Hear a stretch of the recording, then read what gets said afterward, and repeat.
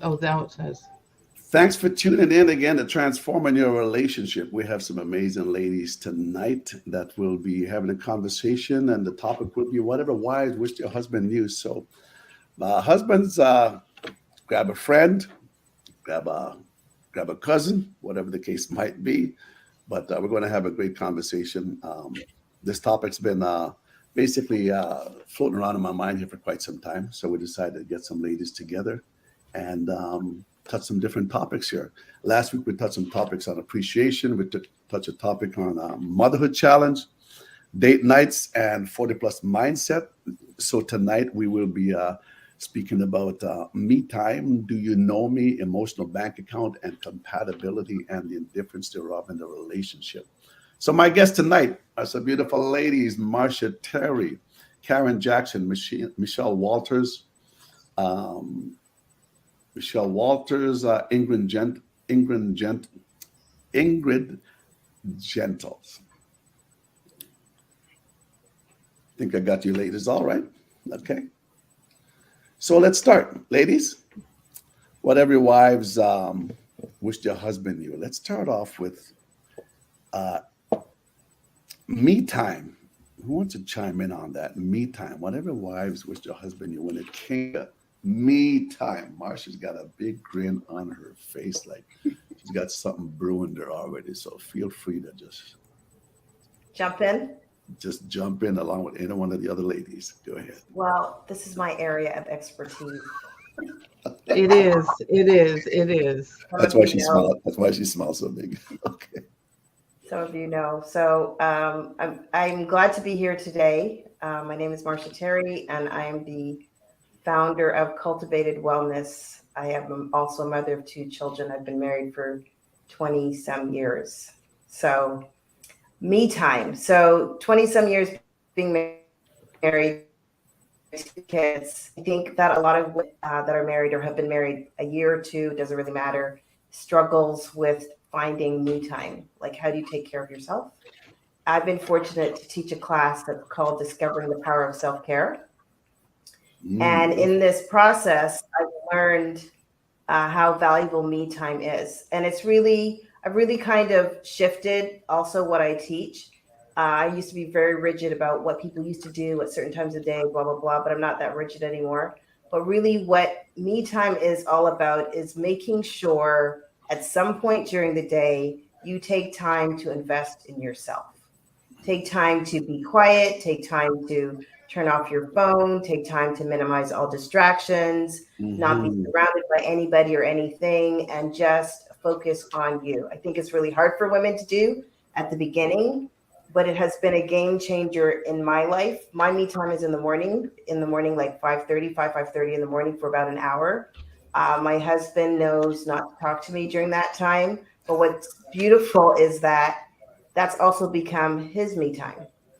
So he's Okay. now walking, doing his exercise, meditation, quiet time, listening to something empowering during this first hour of the day. I think it's important in the beginning, but whenever you can do it, I think it's a game changer.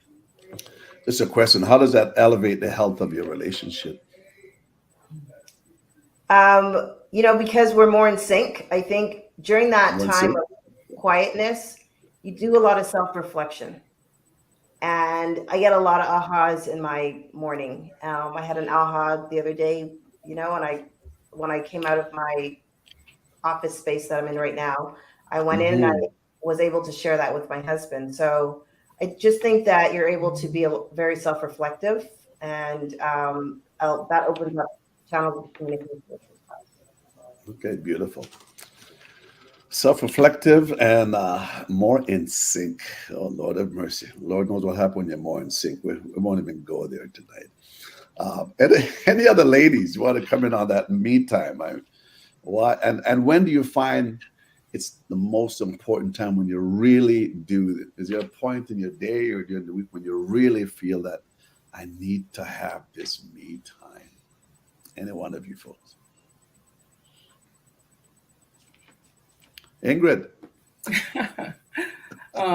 Yes, actually, I concur. I do believe that me time is necessary to find time to pray, to rest, to reset, to recoup, to rediscover yourself as an individual.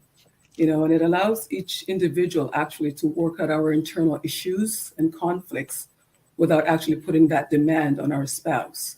So this is the time where you get to sit by yourself, both of us, and reflect internally and be truthful to what's actually going on inside of us. Things that we need to sort of deal with. For example, maybe forgiveness, anger, disappointment in something that our spouse didn't do or didn't measure up to. And so I think in relationships, a lot of times we look to our spouse to be our savior, and Right. spouses make horrible saviors. They're not God, you know. My. And so we really have to revisit ourselves and what we are contributing in the relationship, and and where we fall short, because it's always so easy to deflect, because then you don't have to look at yourself and what needs to be fixed. So I find for me, that's the time that I take to actually deal with any issues of unforgiveness that maybe I thought I did when I really haven't really addressed it fully. Or if I'm disappointed or angry about something, I have to address that, and that's between me and God. That's not my spouse. Right. And so for me, that's the purpose of me time, to sort of self-reflect, and to become a higher version of Ingrid, So that's what I do. Yeah. Well, I like that. Reflection and a higher version of Ingrid. I could go there, but I'll give the other individual a chance, because I want to know, what is a higher version of Ingrid? What would that look like? But what would that look like? And just maybe a word or a sentence or two. What would a higher version of yourself look like with all that? Well, one of the things that I'm learning actually is that the things that used to impact me, that would really, even the small things that would really impact me, I'm learning now to just move on quickly from those things, things that I would have sat down with for a long time and wrestle with, is becoming less and less, having that kind of control over me, Right. So that's one aspect of it as well. And Okay. I guess, that would be an aspect of it. I could go on, but yeah. Oh yeah, I can imagine. Yeah, definitely. And I'll just put that in because we're both retired, so Yeah. you Yeah. really care about some things less than you used to. Correct. That's right. Yeah. And if we're not careful, we could have less patience for some things also. But Michelle, you got something to say when it comes to me time. Say, Karen, and you can chime in too also. And if not, we can just move on. I'm actually just learning. I'm learning from you all. So I'm taking Okay. notes I'm taking notes because too. I'm working on that me time thing. Yeah. So how would challenge you find that? Me Yeah, at this moment is challenging. it's challenging. Yes. Okay. I did take the self-care course with Marsha. I Nice. think it was 2 years ago. No, it's almost 2 years. No. She did one very excellent exercise, and I did it, and it was very, very revealing. But since then, like, a lot has, come up in our lives, and it's just hard to fall in suit Right. of having me time, Mm. at least right now for me. So, but I'm taking notes, ladies. Well, Marsha has Just being impacted my life. transparent. Just being Hey, no, I transparent. appreciate your transparency. Marsha has, she's impacted my life too. I've known Marsha for over 50 years now, if I'm not mistaken, actually. So we've Little come more. along. Was it more? Okay, she did say More. that's more. And she has something called, you can check out her website. What is your website, Marsha? Marsha Terry. MarshaTerry.com. MarshaTerry.com, very simple. I believe you got something on there called Masterful Morning still? Yes, I do. Okay. So I went through that little ebook that she had on Masterful Morning, a few videos that she had on there, and it's amazing.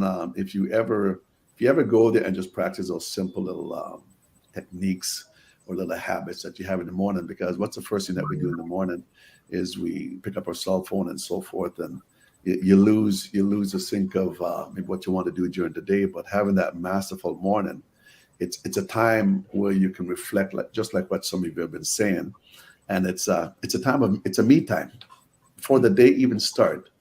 I'm not. It's as if the program's designed so you don't have to wait for the middle of the day or the end of the day to have your me time. Why not have your me time at the beginning of the day? Because that's going to basically set up how you are going to create the day, or you're going to allow the day to create you. So me time. Michelle, do you have anything to say on Sure. that before we move on? Before I move on, yeah, sure. I definitely think that Karen, myself, anybody that's in that situation where they feel like they're still struggling to learn to take that me time, don't Hmm. feel bad about it, but definitely take action on it, because I definitely am always going, and I really find, well, for me, I was going to say, oh, as I get older, but I don't think that's even the truth. What I recognize about my personality, I never realized that I was not alone in this, is that people actually drain me. And so, and when I say that, I'm not necessarily that people, it's always a negative thing. It's just people pull from me just naturally. It's like I love to help people and I love to give and I love to be there for people, but Hmm. people do take the energy from you. So I found Yeah. that it's very, very important that I do spend a certain amount of time, most, at least every day. I try to do it every day, but at least most days, like kind Hmm. of just having, being at peace. And I was laughing because my son was actually just fussing about this before I came to do this, where he right now does not have his own bedroom. So he's kind of like, everybody will come out and everyone's like just doing all, and they're making all this noise and they're doing this and doing that. And I'm like, but at least you get to go someplace and be by yourself. I always, I'm married, so I always have a partner. There's always somebody. Sometimes I try to go in the bathroom and be by myself. I can't even do that. Like, still, as quick as I've my heard kids that. And are, then they come knocking on the door. yeah, Yep, I've heard that too. yeah. But so sometimes I take advantage, and in the mornings, usually everyone is asleep. So I do try to take advantage of at least 10-15 minutes. I know Beautiful. that if I did follow what Marcia Hmm. taught me and got up earlier, I would definitely have plenty of time. But Yeah. I'm also not a morning person, and I'm always Okay. in bed like late. So anyways, my whole point is I think it's just important to make it fit where you can. So Right. I have had times where in the middle of the day I've like just stolen away for 15 Okay. minutes and being able to do that. Hmm. Mm. No, beautiful. With you ladies being mothers and everything else, and with everything else you got going on, sometimes you ask yourself, "My, do I deserve this me time? Because I've got so much things I've got to get done here for the day. Where do I even find me time? I mean, uh, but I would just say, you know what? Give yourself permission. Give yourself permission to take the time that you need to reboot. Give yourself permission to just do some self-reflection, whether it be the 5 minutes, 10 minutes, 50 minutes, half an hour, whatever the case is, right? Because if you don't give yourself permission, nobody else is going to give yourself permission. And they will interrupt your day and take over your day also. Can I just add one more thing? No, absolutely. Go ahead. And I won't say anything else. It's very No, simple. that's okay. This is what it's all about. Simple, just because of what you just said. I thought, everybody knows you can't pour from an empty cup, Right. right? So if you are not filled, if your vessel is not filled, Mm, what do you have left to give? You don't have anything to give. So you have to right. find time. That's why it's so crucial to find the time to refill yourself. That is the Mm, mystery. As Michelle said, it's not easy for her necessarily to do it in the morning, but I feel like that's really is a sweet spot. And so whatever time it is though that you find, I listen to people and I realize that people are like Michelle, they're like Karen, they struggle to get up in the morning. So right. you have to adjust it to doing it at some time during the day and Sometime. being consistent about it. P period. The end. It's like it's a non-negotiable.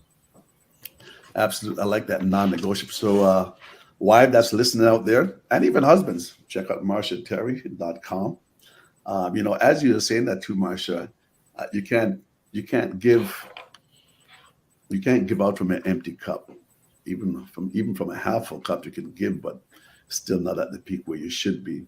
Um, I have a saying I've learned some years ago, and this is something to be mindful of: is if you don't give yourself that me time as wives that you need to give yourself, and even for the husband that might be listening, but we're saying here, whatever wives wish their husband knew. So we want the husband to know that if the wives don't get their me times, after a while, the saying goes like this: your body whispers to you before it shuts you down. So if you don't give yourself me time, guess what? Your body will shut you down, and you will get your me time, and it will probably be longer than you anticipated for, right? Mm-hmm. So the bottom line is listen to your body rather than trying to fill up everybody else, which we try to be all things to all individuals, but it doesn't work that way all the time. All right, beautiful. So let's go on to, are we all clear on that, ladies? Yes? Yes. Thumbs up? Yes, indeed. Yes. Whatever wives wish your husband knew, those that have just tuned in, that's the topic here tonight from Transformation Love Coaching here. That's our program that we have. The topic is tonight, whatever wives wish their husband knew. So whatever wives wish their husband knew when it comes to emotional bank account, some individual might be saying, so what is that anyways? What is this emotional bank account? Like, can you find this in the dictionary? My mother never taught me nothing about that. Who want to touch on that? Emotional bank account. And what is an emotional bank account? And how do we make deposit? How can he make deposit to your emotional bank account? Anyone can chime in. I'm not sure I know exactly the emotional bank account, but when I was thinking about the question, I wish our husbands would know how to be vulnerable, to be direct and honest about how they're feeling, what they're going through, about the relationship. Just let their vulnerability so everything could be open. Is that because as a wife that you feel you're so vulnerable and you're so open and you're not getting that back? Yeah. Or just wives in general that you know also? I'm only, I guess, I'm not an expert. I'm only speaking from experience. I just find that, and I think because there's a pride thing with men. Okay. That they don't give the whole of themselves, or maybe they don't know how. Mm-hmm. I don't know if it has to go with emotional bank account, but that's what I was thinking when that question came up. Right. No, good. I don't want to do all the talking too, because I can come in the next little bit of explanation there. But is there anybody else want to chime in on that? An emotional bank account. Well, every woman have it, every man have it. Go ahead. I just listening to Karen, I suspect that would be, the relationship that both a husband and a wife have, the oneness with each other. And I think when I think of a bank account in the natural, what you deposit grows, and if you keep withdrawing, then you're depleting your finances and puts you in a vulnerable situation financially. So I think I'd like to say that with an emotional bank account is that what you deposit into your marriage or into your relationship grows and builds something very healthy and solid and secure. And I guess how you could deposit is by how you treat your spouse. By complimenting your spouse, letting them know, what, I think you did a great job with the kids tonight, allowing me to get some other work done. Thank you for seeing the kids off to bed tonight, that sort of thing. Or, if your spouse comes home from work and is had a difficult time at work and, wants someone just to talk to, which should be his wife or his partner, that, you are all ears, full attention, allowing him or her to be vulnerable and allowing them to feel safe to express, you know what, honey, at work today, my boss said something that made me feel really incompetent. And I felt Mm, like I looked ridiculous in front of everyone, right? And so I'm coming home with this burden of on my shoulder, feeling less than.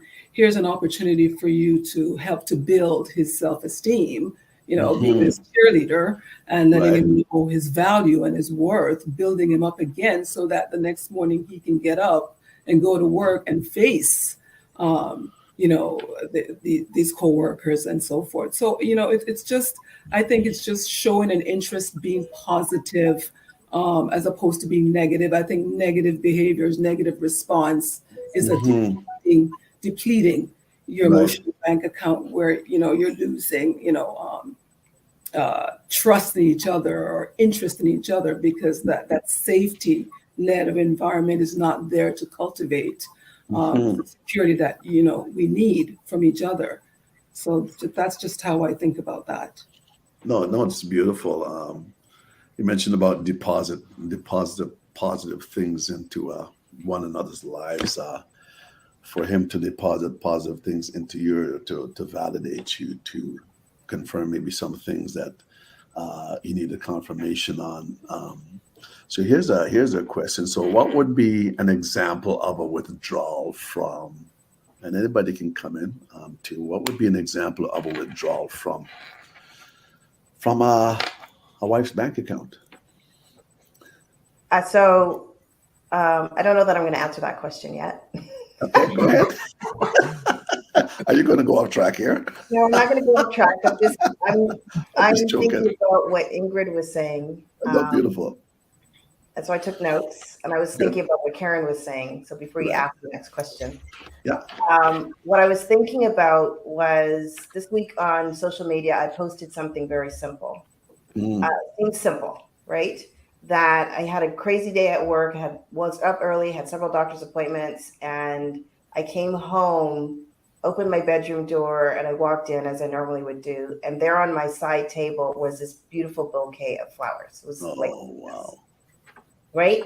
And so it's not my birthday, it's not my anniversary, it's not Wow. nothing special. It's just because, right? It's So I awesome. think that when you partner using use just because it deposits into your spouse's emotional bank account, right? Absolutely. And so Yeah. it made me feel good. It made me tear up and I got all emotional. And my husband wrote this letter, which he's not that person, right? So it Hmm. just made such an impact on me because it seemed like a little thing, but it was actually very big, right? Mm, So I think when we take time to do the little things, when we recognize our partner and we say to them that I see you, I hear you, I see what you're going through, that right. is a deposit into their bank account. So today, I didn't even think about it. My husband worked in our other office, and I know when he goes over there, he's gonna be busy all day and probably not have time to get lunch. Like I packed his lunch. It wasn't a thing.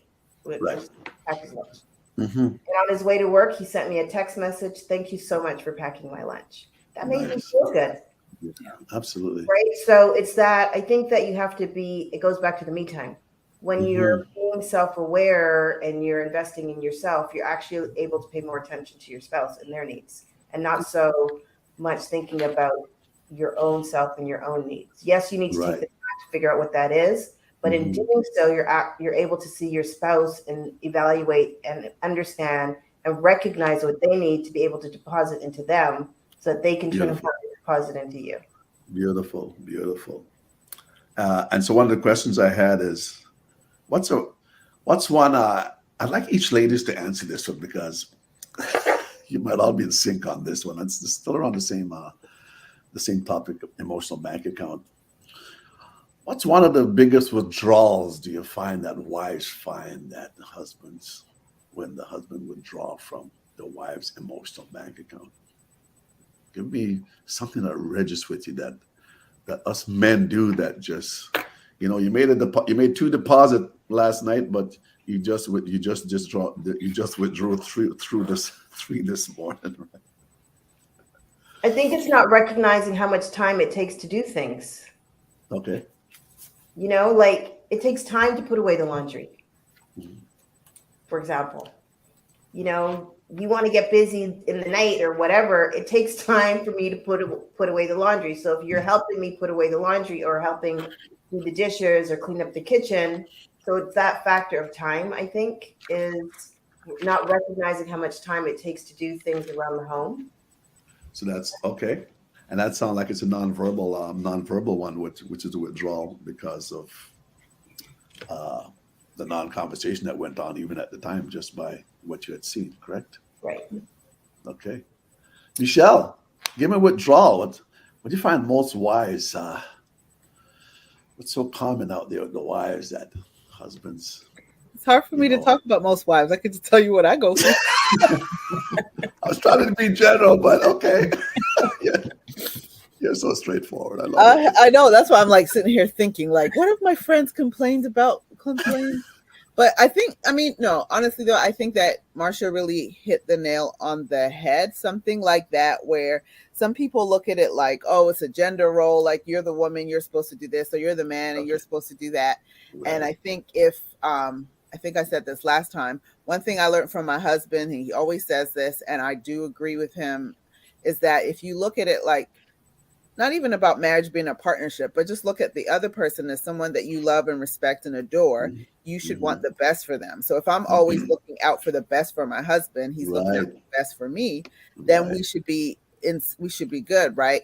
But sometimes in reality, to work that out, Mm-hmm. like Marcia said, then that's when you're going to do the things like, okay, well, goodness, I know I just came in from work, but she just came in from work too. Let me make sure that let me start the dinner, or let me clean up after the dinner, or something like that.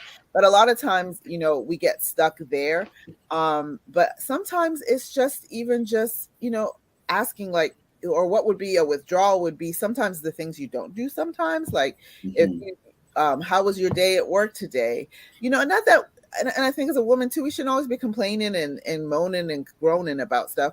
But like just even just checking in, like, how was your day today? Did you have a good day today? Is there anything I could do Right. to make your day better if you had a Right. bad day? Those Mm-hmm. kind of conversations, I think would help to deposit. So when you're doing the opposite of it, I guess that would be considered a withdrawal. Absolutely. Absolutely. Karen, do you have anything to add to that before we move on to the next one that you might see? Time is a big thing. Time, Time. If they don't give, if he doesn't give you the time that energy, you need, what's that? I didn't get that. using up your energy. If he doesn't give you the time, you're using up your energy. No, that's another thing. Okay. No. Okay. Using up your energy. Right.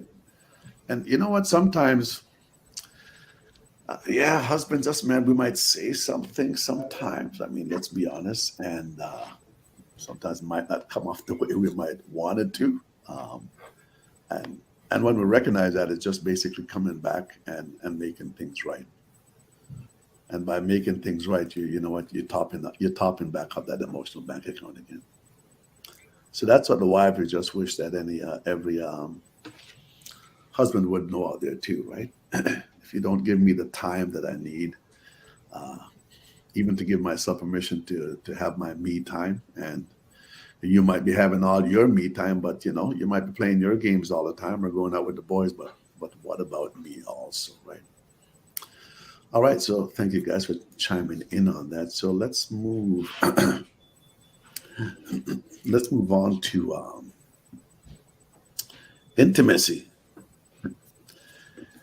Whatever wives wish the husband knew when it came to intimacy. We it's not all about the bedroom.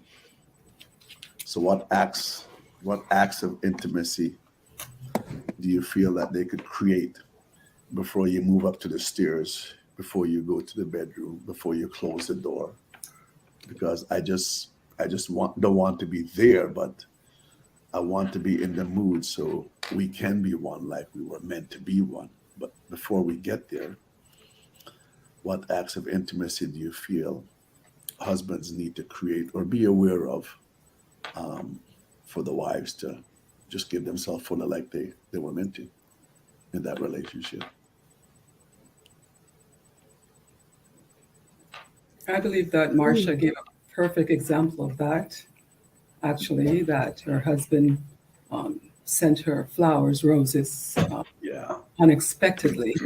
Um, Mm, as you said, intimacy starts way beyond the bedroom, the physical right, touch and so forth. right. Women, we are emotional beings, emotional creatures, and Mm, so we need to feel um, appreciated, love, and all that goes with being a woman and a mother. And so husbands need to, I would say, start from, from the time you wake up before you even get home, do things to show her that, you love her, to show her that she's important and she's valued. Give her a right, phone call. Send these days that you can't, you send a text, for example, just right. reminding her, sending these little stickers with these little hugs and stuff. You'd be surprised Hmm. how we respond to that, because the fact that he's at work or at home taking the time is letting you know that he's thinking of you. Right. And Beautiful. so that in itself is now creating, this feeling in your heart and Hmm. these thoughts in your mind about your husband. And so I believe that that whole process starts from the time you wake up in the morning and you go through those doors. Before Right. you come in, things should be done. If he gets home before you, he can probably start with the children, helping them with their homework, giving them a bath, or Hmm. whatever it That's is, so just to beautiful. make your day lighter and Right. easier. Right. So that, as Hmm. mentioned by so many of us women, that we're not so exhausted that we Right. aren't able to fill our wifely duties. Hmm. And so I just believe that it's a process throughout the day. It's not just a one-time thing. And Right. so we respond to things like that very well. I like that last part that you said. It's a process Yeah. throughout throughout the day, from the time you get up in the morning until the time. What are what do you feel are some of the roadblocks that when it comes to intimacy? What are some roadblocks you feel are when it comes to intimacy? I I think think, going back to what, sorry, Marcia. Okay. no, go Go ahead. ahead. Go ahead. Thinking back to what Karen said a little bit earlier about being vulnerable and allowing yourself to share a certain part of you. Like if you, if as a spouse, you never really share your true self and your true or feel comfortable sharing that vulnerable side of yourself, I really don't understand how you can really be truly intimate. Because like you Mm, said, intimacy to me anyways is like you said, before the bedroom. It's really more about what are we, like, us having that connection, us right. having those times together. And again too, like, you also want to feel like, you don't want to ever feel like, well, if I do this for you, then this means it's going to result in, like, say, a sexual favor. Like, don't not Yeah. talk to me all week, but then because you want some, you're going to talk to me today all day and be Right. asking how Okay. I'm doing. Okay. No, Yeah, we don't. intimacy means we have a connection and we thrive off of each other and we love on each other. We uplift each other when we're down, et cetera, et cetera, et cetera. And so now that's how you're building intimacy. So that those are different ways to do it, so that you're not getting, oh, I'm tired, or I have a headache, or whatever from the woman, right? Well, well, in that case, I will advise every man to have an Advil or Aspen beside the bed. We have a solution to the problem. I Marcia, think, you want to go ahead, yeah, Marcia? I think that in concert with what the other ladies are saying, that I think for women, intimacy, like, is definitely an emotional thing. And it starts, I think a lot of it times it starts by how you communicate with one another. And so communication is not just in the bedroom. Communication is not just texting and calling either. Maybe it's just, a hold of the hand. Maybe it's just, a hug. Maybe it is just, sitting down and doing something together that you both enjoy. My husband and I, we've been doing that a lot more lately. We're able to sit, because of where we live, outside on the patio in the evening and just kind of chillax together, and have really great conversations. So I think it starts with communication. And it is what Ingrid said, it starts at the beginning of the day. You got to set it up, really, from the beginning of the day, but also not this expectation that because, you're doing something, there's an expectation of something going to happen that night or whatever. I think it's just, you have to be cognizant of it. And it's really about communication and being in tune with how to communicate. But the things make me feel good about me. I got to learn also what makes you feel good about you. Absolutely. That helps to have much more intimate, more intimate moments. Learn more And about I one think another. adding ahead. to I know we said you were going to talk about it later, but the love No, language. go ahead. Oh, go ahead. We'll just jump into that even right after. Yeah. No, I'm just saying that will help get to that intimacy level, like to the next level, is knowing each other's love language and sharing each other's, you know, whether you're a touchy, lovey person or you're a Right. service person. I like to be like, somebody's going to think outside the box, go wash the car or do that. That's my love language. Whereas somebody Right. else might be touchy and hold my Right. hands. But learning that and getting to know each other deeper in that way could help with intimacy. I do have a question for the panel. I'm sorry. Great. It has to do with intimacy too, but like Okay. getting to the next level of intimacy, how like do you get into like spiritual sexual thing with your spouse at that level? Is that like a really high level that people strive at, or have you heard that? Oh, that's a good one. Spiritual intimacy. Covered that last week in another program, but go ahead, ladies. How do we get there? That's the question you're asking, right? I'm not talking like spiritual, like praying or what. I'm talking Right. your where Ingrid talked about that oneness, right? And Right. your spirit, and how do you get to that level? Okay. I Or is mean, that a level? Is that a level? I think just off the cuff, it's about connection, right? So if you're not connecting and if you're not connecting emotionally with one another, then how, even though you may have the physical connection, what's really happening? You're not really getting anything from it because you're not emotionally connected. And I think when you have an emotional disconnection, then you cannot ascend to the higher level of the spiritual connection that you're referring to. That's me just thinking. Right. Okay. No, good. I would like to add though, even though we're not in this case talking about spirit meaning Holy Spirit, we're talking Right. about like a spiritual, like intimate That's connection, right. We're all like spiritual beings. relational, right? Yeah. But I still think that the Holy Spirit is a part of it. So I'm not sitting here saying I'm having Bible study and speaking in tongues before I get intimate with my husband. That's not what I'm saying. But I think that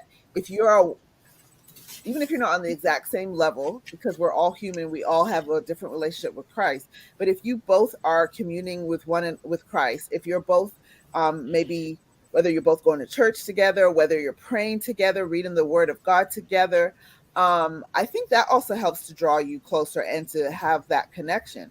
Because I would think that I really think that's where a lot of times where we're missing. Now, again, I'm not talking about let's go read our Bible and then this is going to make us want to be open together. I'm talking about what happens when you are studying God's word together, or when you are reading God's word together, or when you're listening to the same sermons and you're giving each other feedback. I notice that gives you this connection, like this, we get each other. We are maybe in the same place with God, or maybe we're in a different place with God. I thought about it this way and you thought about it that way. But either way, there is something to be said about the spiritual connection with my father that allows me to have a great spiritual connection with my spouse as well. Well said. Beautiful. I heard earlier also too is that the lack of vulnerability will shut down my ability to be intimate. So I can be more intimate with you if you will be more open with me, if you'll be more vulnerable. I want to see your vulnerable side. And as husbands, we try to hide our vulnerable side. We maybe try to hide our weak side, but the wives are saying, I want to see that also. I mean, there's more to that that just makes you a strong man. And just being able to have that conversation and to be open up to me fully, whether right or wrong, just to sit down and talk. So, Karen, we're going to explore a little bit on what you're saying there too, and because it's flown into, I just blended into the next little topic I had. It was deal with compatibility and the indifference thereof, right? And I know I was talking to Ingrid a little bit about that. So, Ingrid, do you want to share a little bit about that? Karen, is there anything else that you gleaned from these two ladies, or is there something more too that you? No, and let's get into it. Vulnerability and compatibility. Let's Okay. get into it. I think I would like to just add a little bit to what's just been said, Yep, since go we ahead. moved on to that whole compatibility. Mm-hmm. I think that, when two people meet initially in the beginning stage, you have this butterfly feeling and this feeling of, they call it the honeymoon stage, if I can say it that way, that, Right. lasts, for a short period of time. Some people say it lasts for 2 years. And then you get into the real meat of things. But I do believe that, when a couple is married for particularly an extensive period of time, Right. I think someone mentioned, I think Marcia mentioned she's married for over 20 years, if I'm not mistaken. You can correct me on that. But when you've been married for an extensive period of time, there is something that happens in that marriage. Right. The marriage takes on a different level, a deeper meaning that is sort of way beyond when our emotional needs are not always being met, or disappointments where we experience it. It metamorphoses into something so much deeper, where the two people become actually one. Right. Right. Oneness in spirit. And when you get to that place of oneness in spirit, then you have such an amazing foundation that is not based on external forces, where sometimes where your spouse might fall short or your emotional needs are not met. Sometimes even sexual incompatibility can be an issue in a marriage. That is a fact, right? But if you and your spouse have a very, very deep connection, that oneness, that you've gone into that wholeness, even if you are not sexually compatible, equally and so forth, you can rise above that, because what you have is far more deeper and stronger than the actual physical connection. And Right. if you happen to be married for a longer period of time, then you start to realize that the physical is not the most important. Right. Because let's face it, things change. We change. Our bodies change. Our desires change. Our needs change as we're getting older, right? And so as you're getting older, you are becoming even that much more honest with your spouse, where you can actually,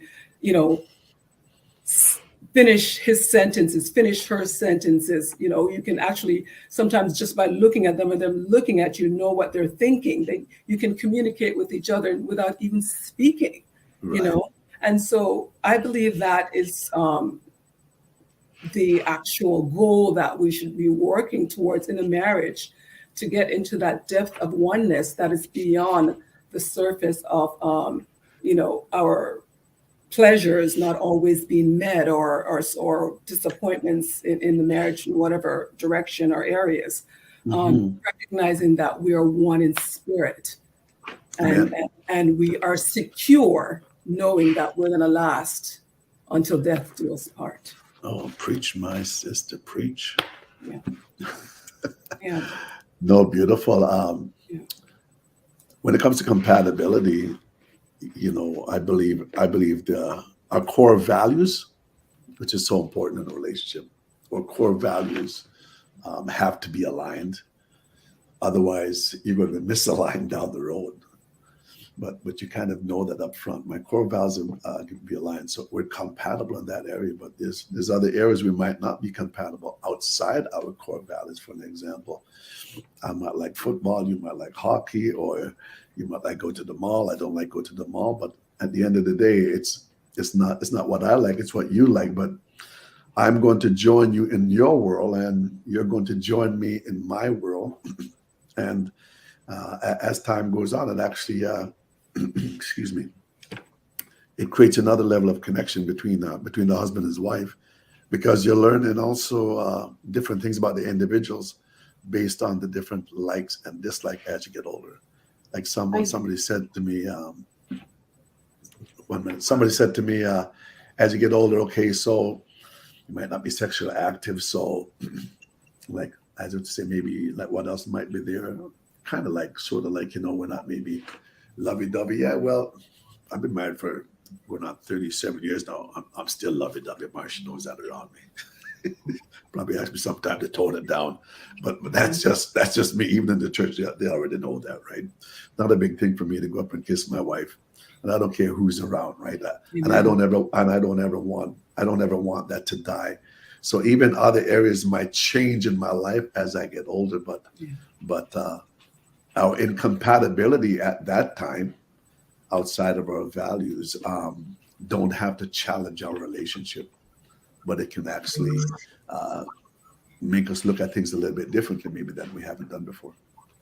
Somebody's going to I say just want something. to. Was that? Oh, I was gonna, because you just said something about the compatibility, about like you like this and you don't like this, and what jumped into my head was being less of yourself, like getting rid of selfishness to come together.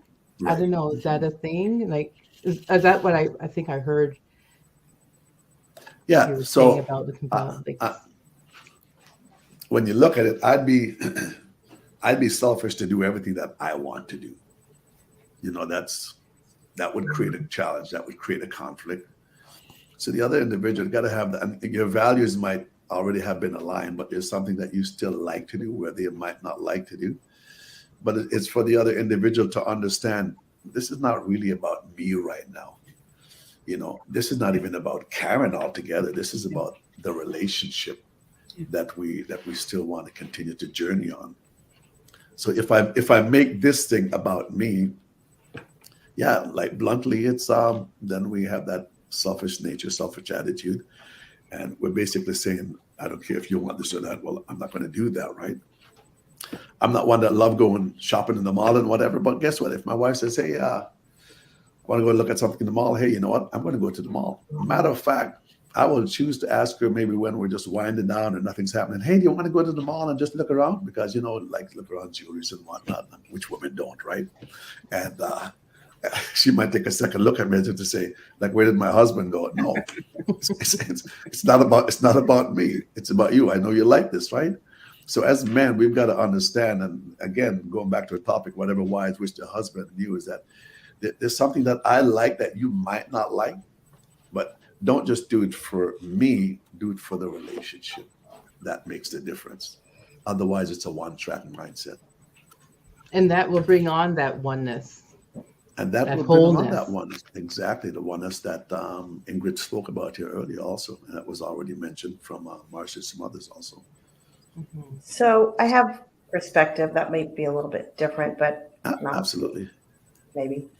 yeah, So I think that a lot of times, you know, growing up, we're not encouraged to be curious. And I hmm think that in your relationship, you can be curious. right, And I think that a lot of times, we're taught to feel shame about intimacy. yeah, And so then that prohibits you from being curious. And it ties into the vulnerability part, right? So if you don't have this ability to be curious and ask questions and explore together, then how do you really know who you're married to, or what, if you're compatible or not incompatible? So I think it's, as even in my coaching, one of the things that they always emphasize is like, be curious, ask questions. Right. Hmm. I don't think there's anything wrong in that, but I think a lot of times we are taught that, well, you shouldn't ask that question or that's taboo or whatever case may be. But within the confines of your marriage, I think that you should be able to talk about whatever and determine if is this outside of our core values. Right. Right. You know what I'm saying? Hmm. Be willing to explore with each other. Like, No, it's beautiful. Again, you mentioned vulnerability because vulnerability in itself, it creates creativity. It creates something different that we never had before. And so, if our other party can understand that we're creating something here that's different, we might have never done this before. And Marsh, you're so right when it comes to coaching. Yeah, we ask a lot of questions because we're curious. You said a certain word, so what does that mean, and so forth, right? But I've also said to as wives and vice versa, as wives, if we ask more open-ended questions, you'll get more content to what you need to hear, rather than a closed-ended question. A closed-ended question, you're going to get yes or no. So, how was your day today? Fine. Closed-ended. So tell me about your day. What were some challenges? What was some win that you had today? Begin to open up. It's not just a one-word thing, right? So, yeah. So back to vulnerability. Vulnerability creates creativity. It creates something different. It creates something special. It creates something unique. But you have to be able to go there and to open up and to be curious and to become even more one. Get into that oneness piece. Karen, does that answer? Does that Yeah. answer or give you some context to?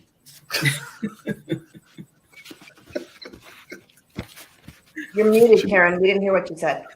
Oh, Yeah. automatically mutes. I said it was good. I got my notes. Oh, you got your notes. Okay, she's gonna have her own show next. Okay, Yeah. you got that. So vulnerability, creativity. Let's just go into the love language. We got 10 more minutes left. Okay, count them. We got 10 more minutes left. Appreciate your time and everything else that you folks have. Love language. Does the husband even know what their love language is? I mean, we talk about it. You know, those that's in self-development, the coaching world. We'll have more of an insight and awareness on that. But I know there's a lot of husbands like. So what is that? Is that something that was just developed, or so?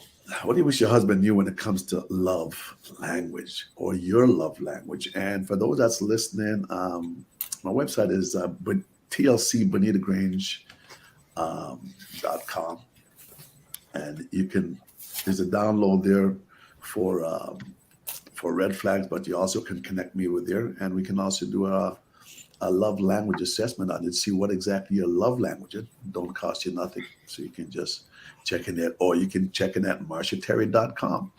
She'd be more than pleased to give you some insight to that also. So whatever wise with your husband you when it came to love language.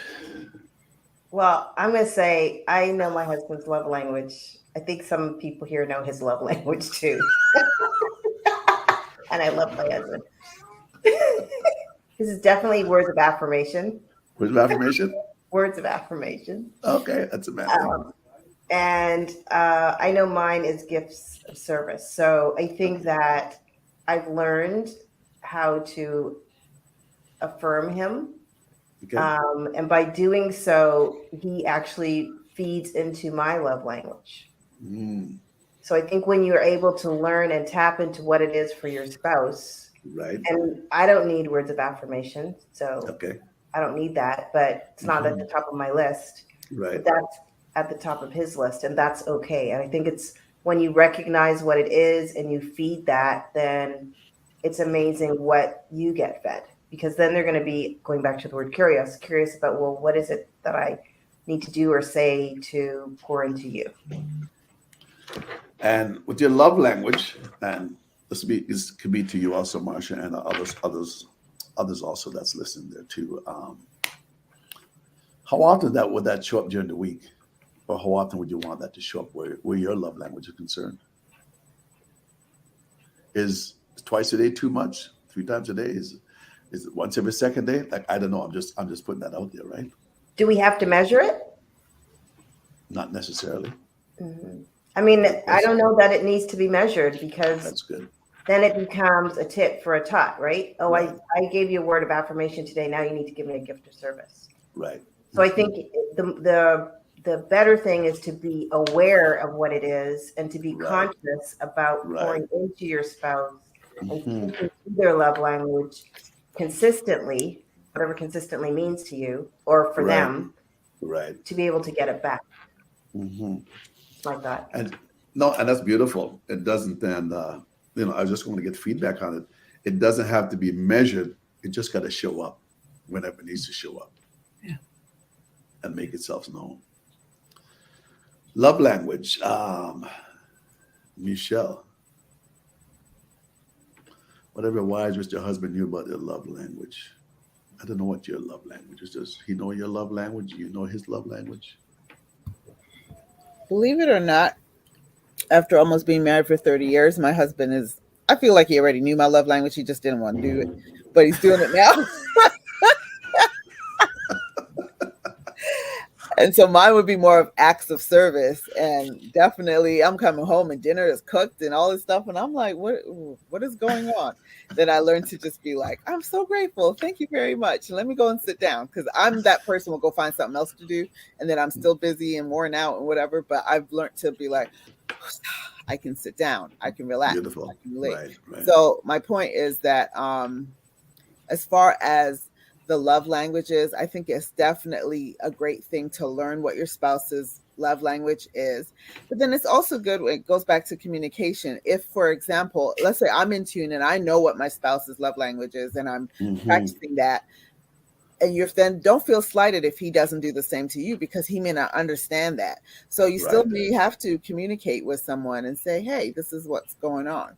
But I do have a question. Like I'm even saying you should communicate, but I know that there have been times when my husband, I'll give you an example. He will say to me, I'm the kind of person that I need you. If you see that I'm spending too much time with other people and I'm neglecting our relationship, like I'm not, talking to you and caring for you and all that stuff, Okay. then let me know. So he's telling me, he's communicating. But I'm the kind of person where I feel like if I have to tell you to treat me special, now I don't want it, because I want you to naturally just do it. And I think a lot of people get stuck in those situations where I may know I'm telling my husband my words of this is not Michelle, but words of affirmation is my thing. And then but I'm also that person who would tell you that. And then if you do it that same day, I'm looking at, well, you only tell me that because I said it. Especially when they don't do it again any other time later. So I think there are people out there too who they're trying to understand each other, but don't always know the best way to compromise, because they feel like, oh, you're just doing it because I mentioned it, or you're just doing that because I said something about it last week. No, good. It's good when we do know one another's love language and how it shows up without even thinking about it. Like you said, for 30 years, it sounds like he always knew. So my thing is that I believe the way we treated one another when we first met, it's the way we should continue to treat one another as we continue on the journey. We might have some challenges, yes, okay. We'll have some things that comes up in our life, but at the same time, how did you treat me when we first started? Because you said, like, I shouldn't have to tell you because I didn't tell you when you met me. You asked me a lot of questions when you met me. You wanted to get to know me. So at the same time, Marcia got out here for whatever reason. So at the same time, keep on doing what you've always done, and we're going to live a happily ever after life. What if you don't? I wouldn't say you don't like your spouse's love language. Okay, it's going to be another part 4.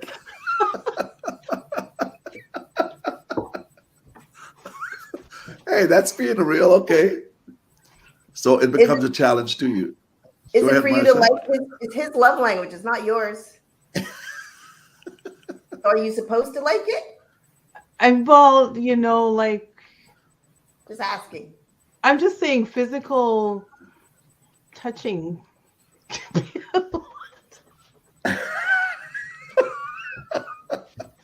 Well, it sounds like there needs to be some compromise going on there. Somebody help her.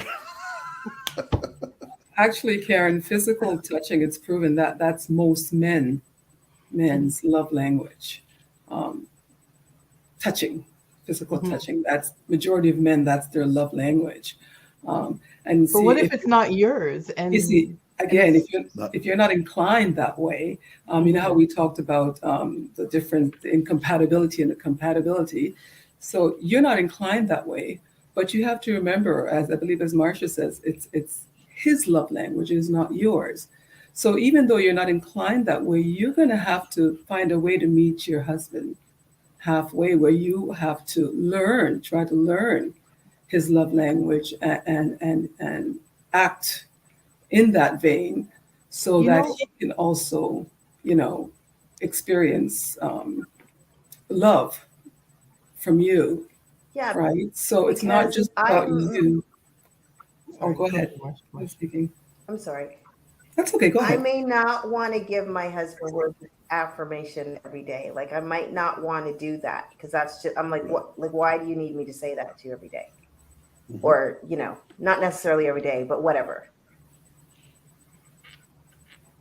But it's It's not the about same me. thing that Come to this where it's not about me. It's what brings him joy. It's what makes him feel good about himself or, him Yeah. feeling like I love him, then hey, that's what I do. Because what's it taking from me? Because at the end of the day, he's going to be able to pour back into me. Yeah. so I understand a little But bit what oh, go ahead. no, I was just saying, like, it can get complex. And I know Michelle said there's not tit for tat or whatever. But if, Right. like, over so many years or whatever, that person is not getting your love language and you're not receiving it, you're receiving the touchy touchy, but you're not receiving yours, then it gets to a point where that touchy touchy is annoying.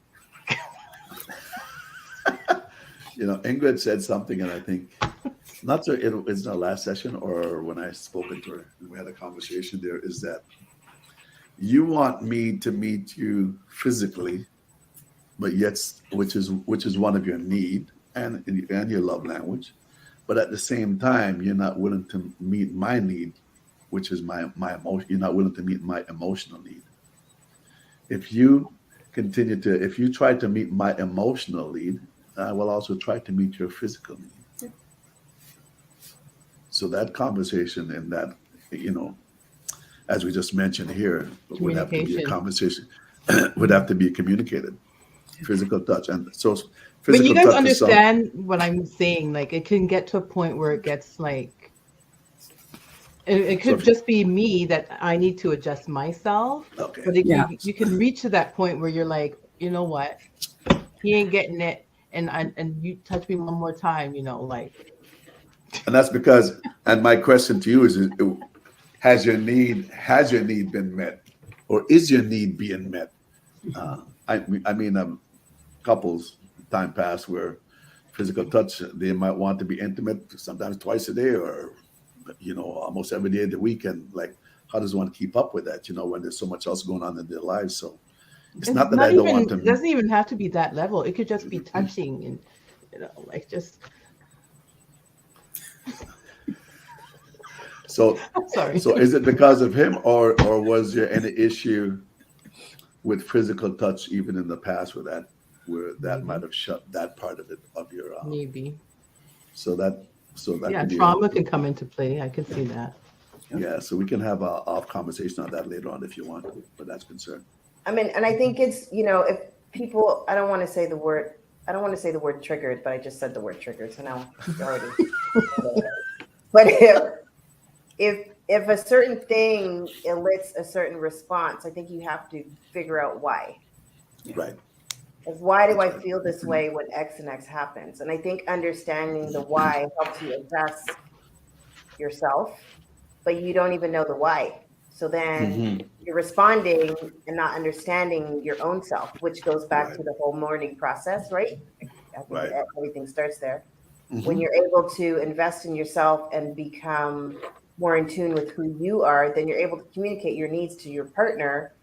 But you also know what you want and you like, and you can communicate that without it being like offensive or abrasive, and they're going to perhaps be understanding. No, absolutely. And like you said, a lot of the touch, and I've heard that before also. What is the trigger that maybe I haven't really fully dealt with?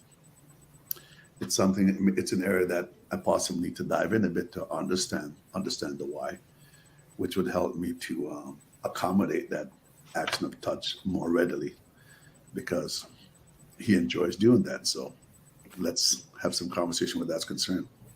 So, Karen, we can have some conversation offline on that if you'd like. Um, yeah, dive into I'm that a little always the bit. complex one. No, you're not. Stop. We've talked before. Actually, we've talked to each You are not individually. complex at all. I think it's just No, more of everyone understanding. Like we're all a lot alike in a lot of ways. All meaning like absolutely. just the world in like the how we are, mentally how we think, and that's why a lot of times that's why you have therapists. That's why you have people who study the love language, like who Right. study all these things. So we have Hmm. a lot of similarities, but at least yet you also are an individual person with unique situations, and that's why I think it's awesome to have somewhere where you can talk and you can ask those questions, and the fact that you are actually open to learning and hearing the answer, because you're actually taking Right. notes. You're not just like, Yeah. let me just Yeah. ask and be cantankerous and Hmm. rubber back. You're actually trying to learn, so please Right. do not feel bad at all. Absolutely. And thanks for chiming in with that, Michelle. I approve of that message. Ladies, I thank you all for joining me here tonight. We have Karen, we have Michelle, we have Marcia, and Ingrid. Thank you, ladies, for coming in with me here tonight. Those that are listening, our conversation was all about whatever wives wished your husband knew. We covered a lot of grounds here within the last three episodes that we've had here. So looking forward for more conversation going forward. And somebody said to me, well, what about us men? What does every husband wish their wives knew? So, okay. Yeah. Then somebody said, well, maybe you should have the battle of the sexes. I says, oh, okay, hold on a minute now. So there's conversation that's coming out of this. There's a lot of individuals that's listening and really grateful for what the conversation that we've been having. So I I would am look your forward to Go the ahead. not look forward to the battle, but I would look forward to having the men on and having a panel of them The men. sharing Right. their perspective. Yes. So that's what I've been hearing. So that's coming up. So last words, Karen. I know we're a little bit over, but Karen, Michelle, Marsha, Ingrid, any last words before we just sign off here that you'd like to just put out there for the Good husbands? session. Very good session. Thank you, Bonitto, for this platform. Thank you. All right, and thank you for coming on, Michelle. Nope, I think I've said enough. I just love you. Come a long ways, Marsha. I And the think last this is words close out. great. I really appreciate being here for the first time. I think these conversations are always illuminating and revealing, and I truly appreciate Karen's transparency, because Yeah. I Right. think that a lot of people have the questions that she has and may not Yes. have the courage to speak up and Hmm. say them. So, Karen, thank you for being a voice to those who don't have the courage to speak up. So, Amen. thank you. Well done. Ingrid, any last comments before we sign off here tonight? Actually, I thoroughly enjoyed the conversation that we had, and I also learned a lot as I was listening. But I just want to just encourage Karen and just to add to the fact that we're talking about, compatibility and incompatibility. Here's an area where there's a possible incompatibility. And I think, once we take the time to fit in and learn the other person's dislikes, likes, or what doesn't work for you, is an Right. opportunity to me to bridge that gap, where your marriage was once deficient, you can now make it something beautiful. So it's an area to explore to make you guys come together as one and remove that deficiency in your marriage. Beautiful. So I'm your host, Bonitto Grange, your relationship and life coach. We're signing off tonight. Tune in again next Friday at 5:30 p.m. Mountain Standard Time on Transforming Your Relationship. It's all about love, folks, trust, communication, intimacy, and so much more. Love to have you every Friday at 5:30 p.m. Mountain Standard Time. Thank you again, ladies. God bless and have a wonderful evening. Wherever you might be, it might be a wonderful day, it might be a wonderful night, but may the Lord go with you, and we'll talk again soon. Thank you.